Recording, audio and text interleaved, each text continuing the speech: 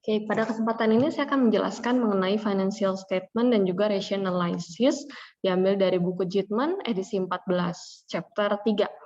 Nah, pertama-tama kita akan mengenal tentang financial statement. Ada 4 financial statement. Pertama, income statement, statement of financial position, statement of change in equity, dan statement of cash flow.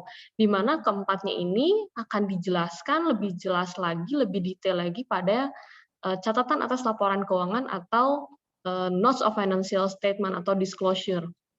Nah, ini teman-teman sudah pernah belajar semua. Saya hanya review untuk contoh kasus yang akan dipakai. Kita ambil dari buku Jitman, halaman 108. Ada perusahaan namanya Bartlett Company. Perusahaan ini bergerak di bidang manufacture gitu. Dia bikin baut ya, baut dari metal. Nah, teman-teman ini kita bisa lihat laporan keuangannya untuk income statement-nya tahun 2015 dan 2014. Bisa perhatikan sales revenue-nya dan ke bawahnya sampai ke earning per share dan dividen per share juga dia kasih ya. Nah, nanti kita akan mulai menganalisa, bikin rasio analisisnya dari laporan-laporan keuangan yang ini. Selanjutnya ada balance sheet. Juga disediakan, bisa ambil dari halaman 111, ada dari aset, liabilities, dan stockholders equity. Perhatikan stockholders equity-nya ada preference stock, ada common stock, ada PIC atau share premium, lalu ada return earning. Ya. Statement of return earning-nya mulai dari return earning, ditambah dengan net profit, kurangi cash dividend. Cash dividend-nya ada ke preference stock sama common stock, itu ada dijelaskan di income statement-nya, dua ini. Kemudian bisa dapat return earning balance di akhir tahun 2015. Lalu ini statement of cash flow-nya, mungkin kita nggak akan terlalu dalam sih ya, untuk statement of cash flow-nya ada di chapter 4, tapi tidak dibahas lebih dalam sekarang. Oke, kita akan masuk ke ratio analysis-nya. Pertama, kita akan masuk ke ratio untuk liquidity ratio. Nah, liquidity itu mengukur ability atau kemampuan daripada perusahaan untuk memenuhi kewajiban jangka pendeknya karena mau jatuh tempo gitu. Jadi sejauh mana perusahaan bisa membayar gitu, bisa memenuhi kewajiban jangka pendek yang akan jatuh tempo. Kebayang ya kalau misalnya perusahaan yang nggak liquid alias nggak punya uang, mungkin semuanya hartanya aset tetap, bingung juga ya kalau misalnya ada yang nagih gitu kan, ada yang nagih, masa mesti jual rumah dulu gitu kan, nggak mungkin. Nah, liquidity ratio ini pertama kita dari current ratio. Current ratio itu rumusnya dari total current asset, namanya juga current ya. Current asset sama current liabilities. Kita lihat lagi balance sheet-nya. Current asset-nya ada, terdiri dari 4 ini, angkanya 1.223.000. Total current liabilities-nya, ambil yang current dong ya tentu ya. Current liabilities-nya 620, terdiri dari account payable, notes payable, dan accruals-nya. Accruals itu utang yang jatuh tempo ya, kayak tapi maksudnya kayak yang keburu tutup buku, misalnya kayak gaji pegawai, kita kan baru sampai hari Rabu misalnya, tapi udah tutup buku tuh, udah tutup tahun. Tapi kan sebenarnya kita belum bayar gitu, bayar baru hari Jumat. Nah, seperti itulah contoh-contohnya accruals. Kamu bisa recall back lagi ya. Nah, kita masukin angkanya 1,97. Di atas 1 itu masih oke ya. Tapi kita sekali lagi kita nggak bisa berdasarkan satu rasio ini langsung ambil keputusan, itu nggak bisa ya teman-teman. Jadi kalau ini kita hanya melihat dari satu current ratio di atas 1 oke lah gitu. Artinya kan dia bisa memenuhi utangnya 620 ini, dia bisa punya duit lah setidaknya gitu ya dari current asetnya dia. Rasio yang kedua adalah quick atau acid test ratio. Acid itu kan asam, jadi cepat ya. Quick atau acid test ratio. Nah, ini menariknya adalah dikurangin inventory. Current asset harus dikurangin dengan inventory. Kenapa harus dikurangi dengan inventory? Karena kalau kita lihat di sini, ini semuanya liquid nih. Cash itu liquid, marketable securities itu liquid, dijual cepat ya. Account receivable juga liquid. Tapi kalau inventory dia perlu ada proses dulu. Jual dulu atau nawarin dulu deh, nawarin dulu, kemudian ada yang beli. Nah, ada yang beli juga belum tentu langsung jadi uang kan? Bisa aja dia jadi account receivable dulu. Perlu ditagih lagi. Jadi inventory bisa dibilang kurang cepat. Tapi tetap aja dia masuk ke current aset. Gitu. Jadi inventorinya dihilangkan. 1, 2, 2, 3 dikurangin 2, 8, 9. Gitu. Nah, ini bisa dilihat, oh nggak terlalu jauh ya turunnya gitu. Nah, rada bahaya kalau misalnya terlalu banyak inventory. Inventorinya kenapa nih kebanyakan amat nih? Apakah dia punya inventory yang sangat mati gitu? Kebanyakan banget ke inventorinya? Atau ya sebenarnya bisa lagi dianalisa ya nanti ya, apakah account receivable yang banyak atau segala macam, itu bisa teman-teman. Nah, untuk berikutnya kita akan masuk ke yang namanya activity ratio. Tadi kita udah ngomongin tentang inventory, mulai singgung-singgung juga tentang account receivable gitu. Nah, karena di activity ratio itu mengukur kecepatan daripada beberapa akun yang converted into sales or cash, or inflows or outflows ya. Nah, activity ratio ini mengukur juga bagaimana efisiennya perusahaan beroperasi gitu ya, along a variety dimension such as inventory management, disbursement, and collection. Disbursement ini ya teman-teman ya, berhubungan dengan uangnya intinya seperti itu. Nah, kita masuk dulu. Activity ratio yang pertama inventory. Tadi udah di awal udah mulai inventory udah mulai ceritain banyak. Inventory turnover ini dari COGS dibagi dengan inventory, kita lihat alias berapa banyak sih yang bisa dia jual, terus inventory kita emang sisa berapa sih, emang berapa banyak, seberapa sering sih inventory itu muter gitu ya, gudang penuh, terjual, penuh lagi, terjual lagi itu berapa lama gitu turnover-nya, berapa kali turnover-nya. Nah ini kalau dihitung seperti ini, artinya 7,22 kali setahun gitu ya. Jadi dalam 1 tahun dia turnover-nya muter segitu. Atau yang kita bisa ini kan sales per tahun ya teman-teman ya. Jadi sales per tahun ini tuh berapa banyaknya sih dibandingkan inventory yang sekarang ada kayak gitu. Inventory yang sekarang ada ya. Jadi ini nih lihat tanggalnya.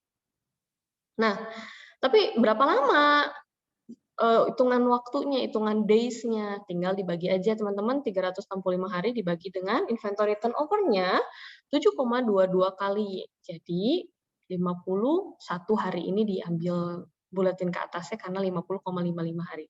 Artinya ini inventory ini, si baut-baut dari metal tadi ya yang diproduksi oleh Bartlett, itu ada di dalam perusahaan, ada di dalam gudang selama 51 hari, baru kejual. Tidak ada lagi. Nanti 51 hari baru jual lagi. Kayak gitu teman-teman. Cepat atau lambatnya tergantung tadi dari jenis usahanya. Kebetulan ini usahanya baut ya. Mungkin nggak semua orang juga butuh baut tiap hari kali ya. Cuman lihat lagi nanti ya seperti apa kondisi dibandingkan nanti dengan kondisi perusahaan sejenis. Gitu, atau dengan industrinya. Oke. Nah, ini untuk di inventory turnover commonly measure and the activity or liquidity of a firm inventory gitu ya. Jadi sebagaimana dia activity-nya, liquidity-nya dari inventory tersebut. Kalau perusahaannya makanan udah jelas lah lebih cepat lagi. Kita akan lanjut ke average collection period. Account receivable dibagi dengan average sales per day. Nah, average sales per day itu dari annual sales ya dibagi 365. Kita patokannya 365 teman-teman. Kalau 1 tahun 365 bukan 360 atau 366, 365 aja gitu ya. Kita buka balance sheet-nya sama income statement-nya. Account receivable 503, nol sales-nya 3.074 dibagi 365. Nah, bisa kita simpulkan sebenarnya si piutang yang kita miliki sebanyak ini nih teman-teman. Nah, itu tuh sebenarnya berapa lama kita harus jualan gitu, berapa lama kita jualan baru kita dapat duit segitu gitu ya. Kalau sampai jelek-jeleknya gitu ya, kalau kalian boleh logikain sejelek-jeleknya dia nggak bisa bayar segini ya, ketutup sama kita berapa hari jualan gitu loh. Nah ternyata berapa hari jualan? 60 hari teman-teman. Jadi kalau 503 ini sampai nggak tertagih ya, artinya kita 60 hari jualan kita tuh percuma sih, terbuang sia-sia gitu. Nah, berkebalikan dengan average payment period. Kalau payment period itu kita yang bayar. Account payable dibagi dengan average purchase per day. Nah, masalahnya average purchase per day ini kita mesti cek dari soal. Biasanya dikasih ya dari soal atau dari kondisi ya.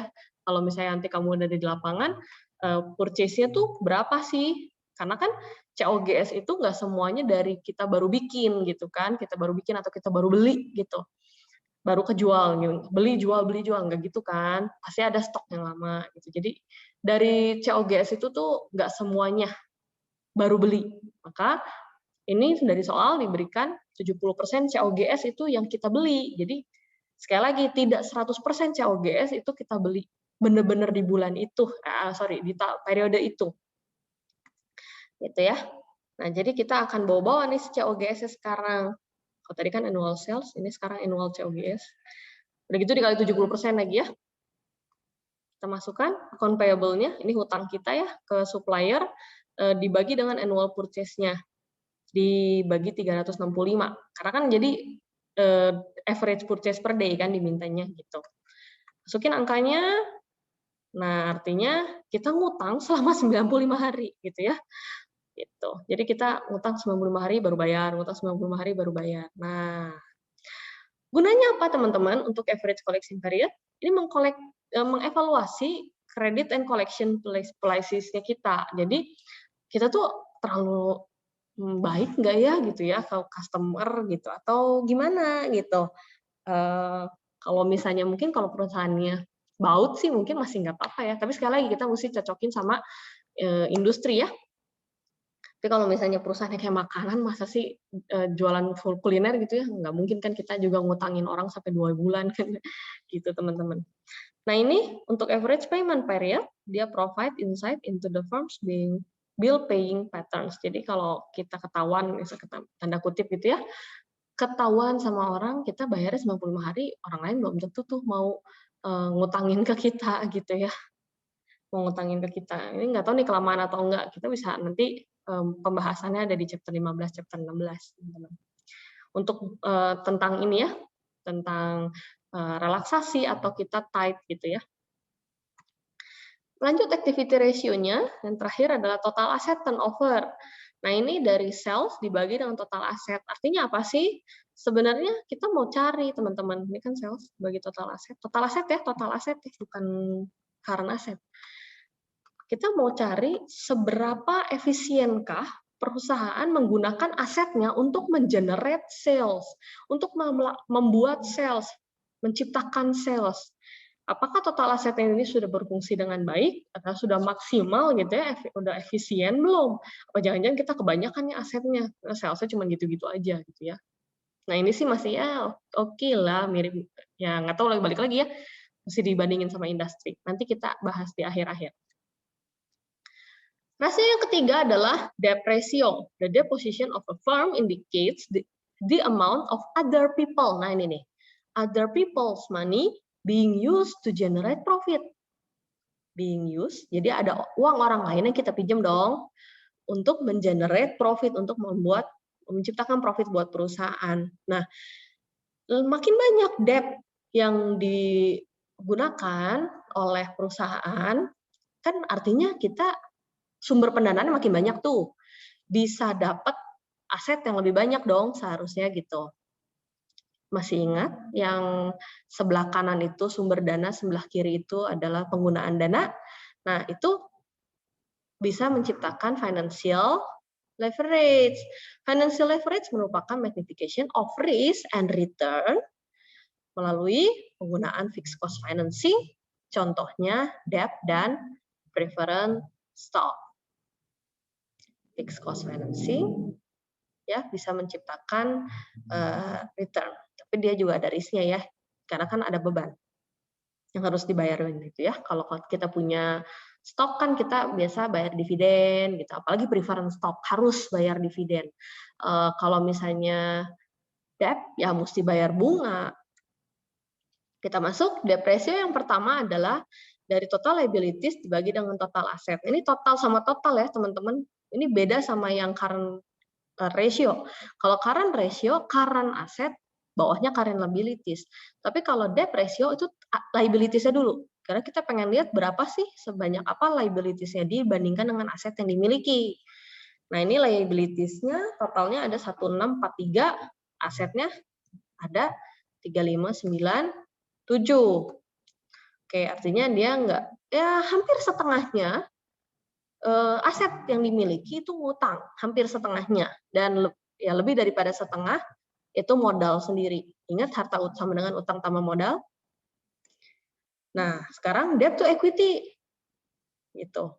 Dari utang tadi sama equity-nya kita berapa gitu ya. Balik lagi sini. Nah, tapi di sini equity-nya dia hanya common stock equity. Artinya dari yang equity ini teman-teman, dari 1954 itu dikurangin yang 200, kurangin yang 200. Jadi hanya yang common stock aja. Returning ini juga kan miliknya common stock ya. Gitu, dianggapnya seperti itu teman-teman ya. Jadi 1643 dibagi dengan 1754 jadinya 0,937 atau 93,7% debt to equity ratio-nya. Begitu. Nah, ini kan ada keterangannya. Untuk debt ratio itu proportion of total asset financed by the firm creditor. Udah paham ya ini ya? Jadi aset yang ada di sebelah kiri itu didanai oleh kreditur itu atau U-nya tuh gitu ya. Kan harta sama dengan utang tambah modal itu berapa persen. Kemudian kalau untuk yang debt to equity ratio dia proporsinya berapa nih gitu. Dari total liabilities sama si common stockholders yang punya perusahaan itu terhadap si aset perusahaan. Debt ratio berikutnya adalah time interest earn atau time interest coverage interest coverage ratio. Ya, time interest earn atau interest coverage ratio itu dari EBIT dibagi dengan interest. Nah, ini seberapa sanggup gitu ya. Ini kan EBIT mana? Earning before interest. Nah, earning before interest yang ini 418 dibagi dengan interestnya 93. Seberapa sanggup dia bayar interestnya gitu. Ini most likely 3 sampai 5 teman-teman. Itu yang paling oke gitu, masih mending gitu ya. Jadi dari penghasilannya ini, dari EBIT-nya ini dia masih bisa bayarin bunga lah gitu.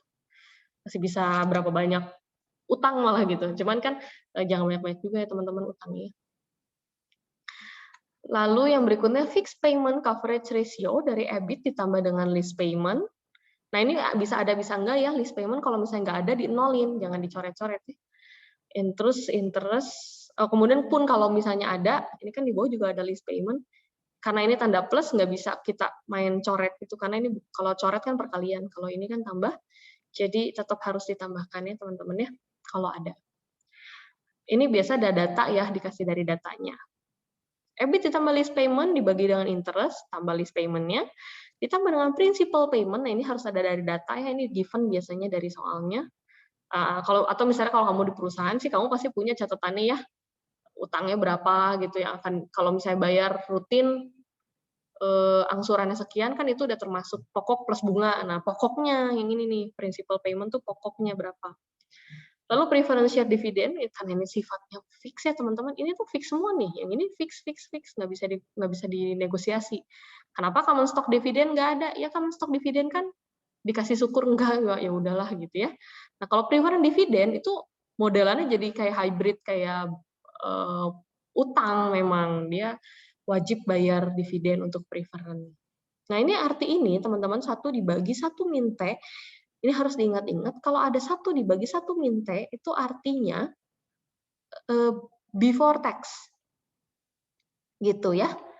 Oke, kita masukin teman-teman dari angka-angka yang ada, EBIT-nya dimasukin 418, kemudian lease payment-nya kebetulan di sini ada nih 35, lalu untuk principal payment nggak dikasih tahu, tapi di soal ada langsung. Interest-nya itu 93, preference dividend-nya 10, kemudian kita balikin lagi before tax. Untuk yang ini aja, yang principal payment sama preference dividend. Karena mereka kan udah bebas pajak kayak biasanya ya. Dipotong pajak dulu di atasnya, nih contohnya yang preference dividend aja. Preference dividend kan posisi di sini nih. Kan dipotong pajak dulu nih.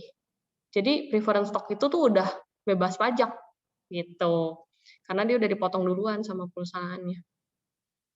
Untuk perusahaan ya, jadi bukan untuk yang penerima dividen. Kalau penerima dividen beda lagi. Dan itu juga memang pajaknya final. gitu teman-teman. Tapi itu mata pelajaran lain. Kita masukin 1,87. Artinya perusahaan masih bisa membayar segini banyak utang-utang yang tanggungan-tanggungan yang dia wajib bayar fix ya. Masuk ke profitability ratio. Analis menggunakan profitability ratio itu untuk mengevaluasi profit daripada perusahaan, yang mana ada sales, ada dari aset yang dimiliki, owner's investment gitu. Karena kalau tanpa profit, disebutkan perusahaan itu nggak bisa attract outside capital, jadi nggak ada orang yang pengen untuk invest di tempat dia. Contohnya aja perusahaan-perusahaan TBK yang udah lagi nggak profit gitu ya, itu udah banyak ditinggalin sama pemilik sahamnya tuh gitu, turun terus jadi harganya kayak gitu. Itu praktikal nyatanya. Lalu owners, creditors, and management memang lebih pay attention ke profitability ratio, karena sekali lagi kita pernah bahas lagi lalu di pertemuan awal bahwa profit itu memang dicari gitu. Meskipun tidak selamanya profit menjadi nomor satu, ada hal-hal yang lain juga kan, cuman profit itu tetap dicari dong. Beberapa profitability ratio itu ada common size, pakai common size ya.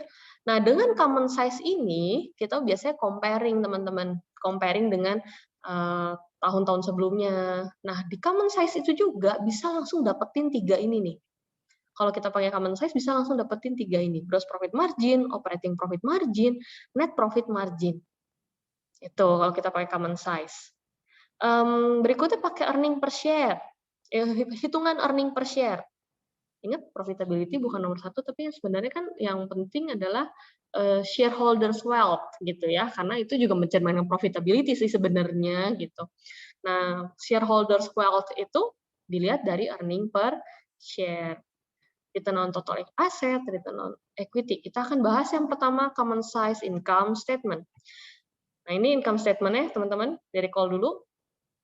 Ini income statement-nya. Kemudian, perhatikan, taram, berubah menjadi persentase semuanya. Karena disebut common size. Perhatiin di sini, sales itu selalu 100%. Dianggapnya 100%. Nah, COGS-nya itu berapa persen dari sales. Gross profit-nya yang terjadi itu berapa persen dari sales. Selling expense-nya itu berapa persen sih dari sales. Semua, GA expense masih berapa persen dari sales. Depreciation expense berapa persen dari sales. Semua ini teman-teman ini di detail satu-satu. Ini berapa persen, berapa persen, berapa persen. Net profit margin ini berapa persen dari sales. Sampai ke bawah ini ya. Nah, kalau yang ini kamu jangan heran ya. Ini pasti harus 100% nih totalnya, 67,9 tambah 32,1. Tapi kalau ke bawah kayaknya angkanya gimana sih, nggak ngerti gitu. Nah udah, itu mah cuma bener-bener tinggal bandingin sama sales aja. Jadi kita mengcompare expense kita tuh berapa sih yang kita keluarin. Nah, bisa menghasilin sales berapa. Gitu. Nah, kita lihat ya contoh sini. Selling expense-nya ini turun, teman-teman. Kalau kita perhatiin ya, selling expense turun dari 2014 ke 2015. Lebih murah di 2015. Tapi lihat-lihat, sales revenue-nya di 2015 naik. Artinya kan sebetulnya mungkin ada efisiensi gitu ya. Nah, sales revenue kan dianggap 100%, teman-teman. Perhatiin di sini, selling expense-nya. Meskipun tadi sebenarnya cuma turun sedikit gitu ya, cuma turun $8 malah. Tapi kalau di sini, wah turunnya jauh. Kenapa? Ya iyalah, karena dibandingin sama sales revenue di tahun tersebut. Sales revenue-nya di tahun tersebut, itu di tahun 2014 itu lebih rendah daripada di tahun 2015. Sehingga dengan dia keluar $100 juga, itu teh kecil pisan gitu, lebih sangat kecil dibandingkan dengan keluar $108 untuk menghasilkan 2.000 sekian revenue. Begitu teman-teman cara baca untuk common size income statement. Kita biasanya akan bandingin seperti ini, oh ini better, tapi ini worse ya, ini ada betternya, seperti itu teman-teman, untuk membandingin. Oke, common size income statement itu useful buat comparing performance ya dari tahun ke tahun, because it is easy to see if certain categories of expense, nah categories of expense are trending up or down as a percentage of the total volume of business. Total volume of business that the company transacts. Gitu. Jadi, sekali lagi ingat-ingat, sales-nya itu 100%. Yang lainnya ngebawa aja, udah itu membawa aja ke atas. Yang ini kamu nggak usah total-total satu-satu juga, nggak usah. Pokoknya bawa aja. Nggak usah jadi 32,1 kurangin ini, nggak usah. Bener-bener ditarik ke atas aja. Operating profit margin atau misalnya EBIT-nya kamu langsung tarik dibagi dengan sales. Interest expense dibagi dengan sales. Tax-nya berapa nanti dibagi dengan sales. Semuanya seperti itu, teman-teman. Langsung dapat 3 kan? Gross profit margin, operating profit margin, net profit margin. Oke, langsung bagi aja. Tuh, seperti itu. Oke, lanjut. Profitability ratio adalah earning per share.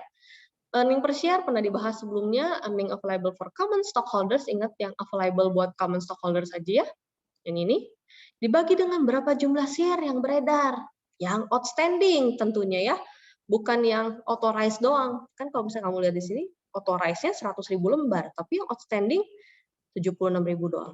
Dia issued and outstanding. Bisa jadi issued-nya beda dengan outstanding ya, teman-teman harus hati-hati outstanding. Nah, ini outstanding-nya beda nih dari tahun 2014 ke 2015. Pakai yang sama periodenya. 2015, 2015. Gitu. Return on asset, earning available for common stockholders dibagi dengan total aset. Ini dibagi dengan total aset. Return on equity dibagi dengan common stock equity. Ingat, common stock equity-nya yang dikurangin dulu dengan preference share. 1954 dikurangin 200. Gitu, teman-teman. Berikutnya masuk ke market ratio. Market ratio relate the firm's market value. Jadi ini udah mulai ngomongin tentang market value nih. Kita ngelihat share-nya di luar berapa harganya. Apakah murah, apakah mahal? Terus ratio ini memberikan insight buat investor bagaimana perusahaan, kondisi perusahaan. Mereka akan lanjut kayak gitu ya, doing in the term of risk and return-nya. Nah, ini market price earning ratio yang pertama, PR, market price per share of common stock, dibagi dengan earning per share. Nah, ini harganya ini given ya, $32,25 per share, dibagi dengan earning per share, tadi kita udah hitung sebelumnya. Artinya investor mau membayar 11,12 dolar untuk setiap $1 yang dihasilkan oleh perusahaan. Nah, kalau book value per share, pakai yang ini. Ini saya buka dulu semuanya ya. Book value per share of common stock itu dari common stock equity, ingat dikurangin dulu sama preference share-nya, dibagi dengan jumlah share yang beredar, jadi $1 lembarnya berapa. Gitu. Itu book value-nya ya. Kan tadi sebenarnya par-nya berapa tuh? Par-nya kan murah tuh sebenarnya. Cuman ketika udah dijual beli gitu di luaran sana kan jadi naik ya harganya teman-teman. Nah, itu sebenarnya book value-nya tuh $23 per share gitu. Nah, yang biasanya dibandingkan itu market per book value ratio. Jadi marketnya berapa, book value-nya berapa. Sebenarnya kalau udah 1,4 ini ya sebenarnya agak mahal ya di luaran sana. Kita kalau misalnya kita beli di pasar sekunder, saham daripada si Bartlett ini lebih mahal daripada seharusnya, kan seharusnya $23 doang. Tapi market menilai lebih. Market menilai dia 32,25. Maka dia bisa ini ya, market membayar lebih mahal. Itu 1,4 untuk $1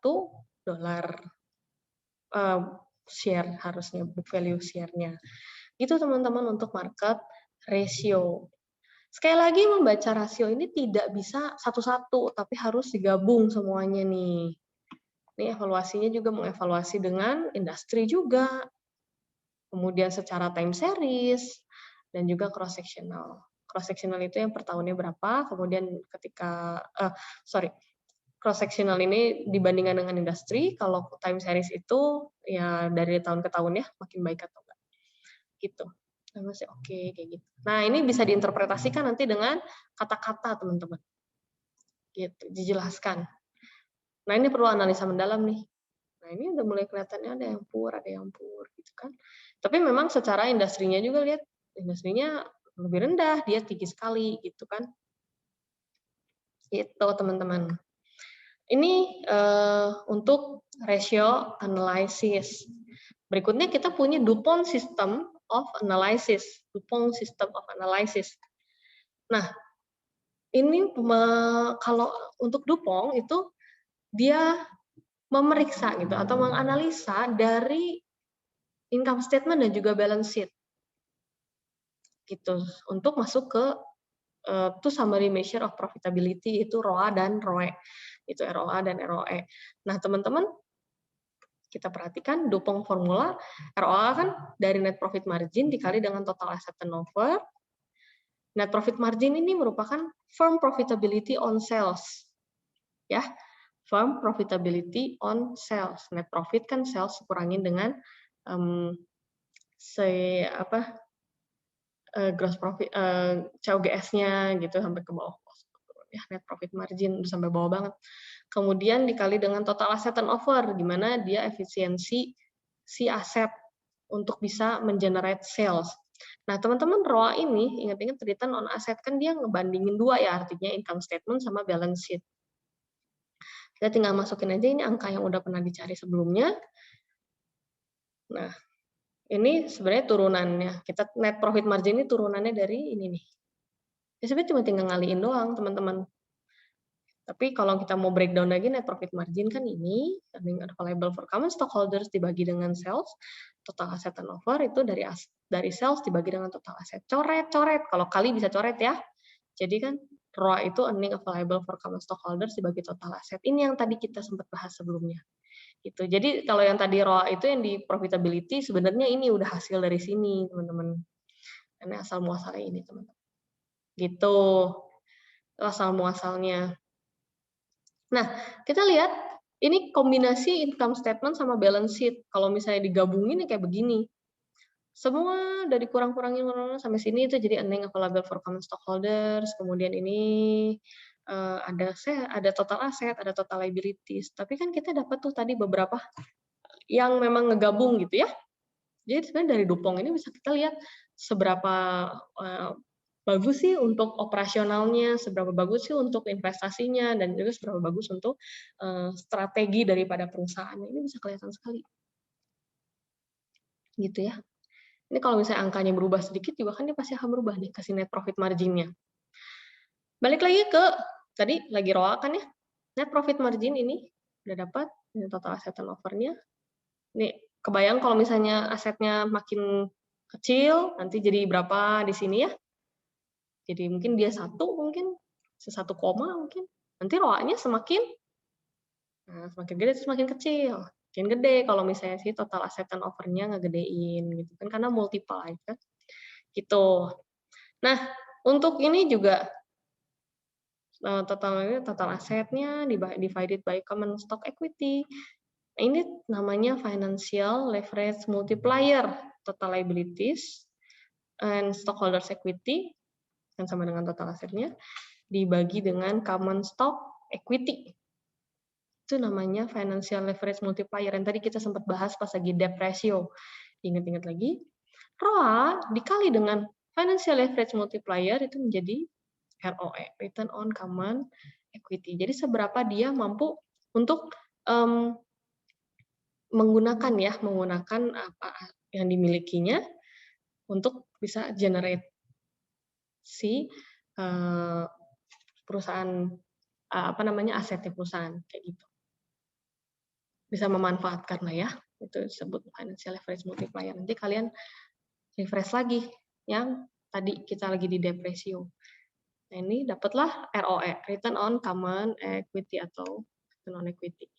Modified DuPont formula itu ROE dari ROA. Nah, ini sebenarnya yang udah tadi itu udah modified ya, karena pakai financial leverage multiplier, the ratio of the firm total asset to its common stock equity.